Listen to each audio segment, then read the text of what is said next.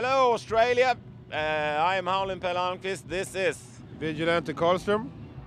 And we are from the awesome rock band The Hives, and you're watching Speaker TV. Keep doing that.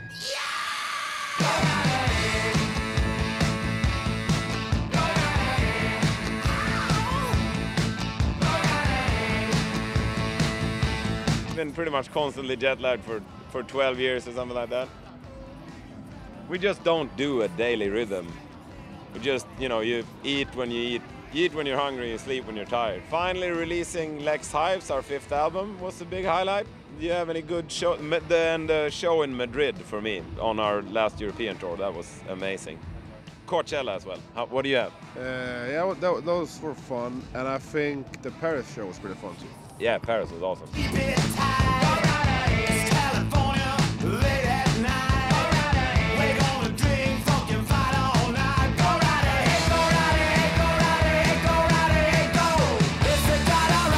We got in on the tail end of people still selling records. Like, we're one of the last bands to sell like millions of records, I think.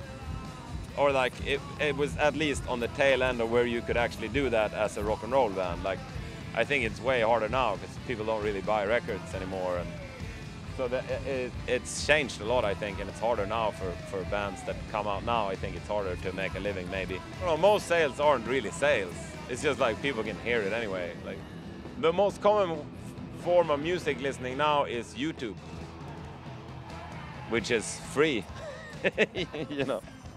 But so therefore we're lucky that our thing is mostly like being a live band. People still go see and stuff. It's either that you play live shows and you get paid to play a live concert, or you just do corporate stuff, like you put tattoo a Pepsi logo on your forehead and you sing a pop song. It's kind of like what Pete Townsend said, like, people got mad that he put songs in advertising and stuff. He's like, well, I wrote the song. And it's kind of like you lose your say in it as a fan if nobody's ever going to pay for music. Somebody's got to, because it costs a lot of money to make a record, and it takes a lot of time and effort. Minute now, wait a minute now, wait a minute now, wait a minute, wait a minute now, wait a minute now, wait a minute, wait a minute now, wait a minute now, wait a... Well, I think that releasing the Your New Favorite album in the UK was a big thing.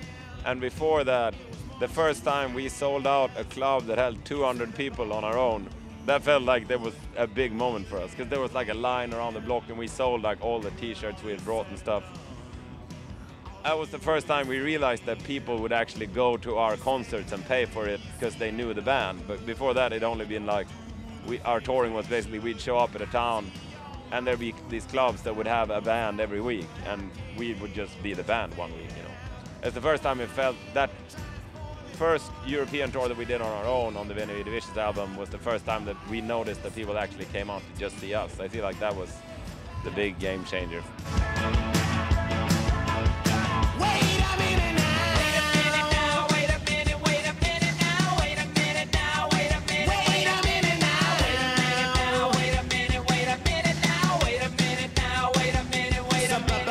Go Right Ahead. It's the only one so far, isn't it? No, we did 2 actually, if you remember. What's the other one? Wait a minute. Oh yeah, there's Wait a Minute and Go Right Ahead.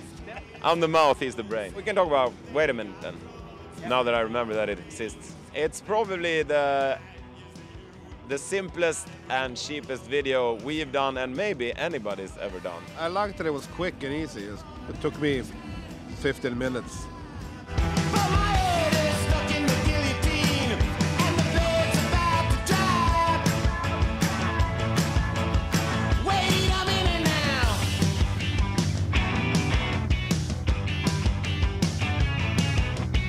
All I want to do is play music to people because it's been such a long time.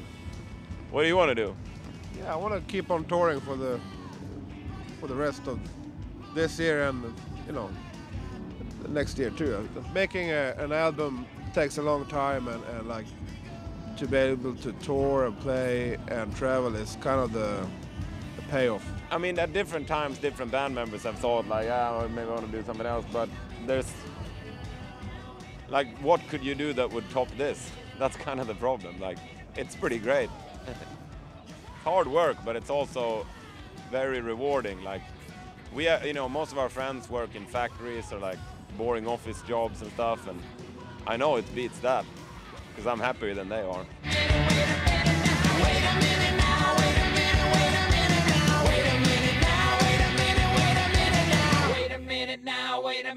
Wait a minute now.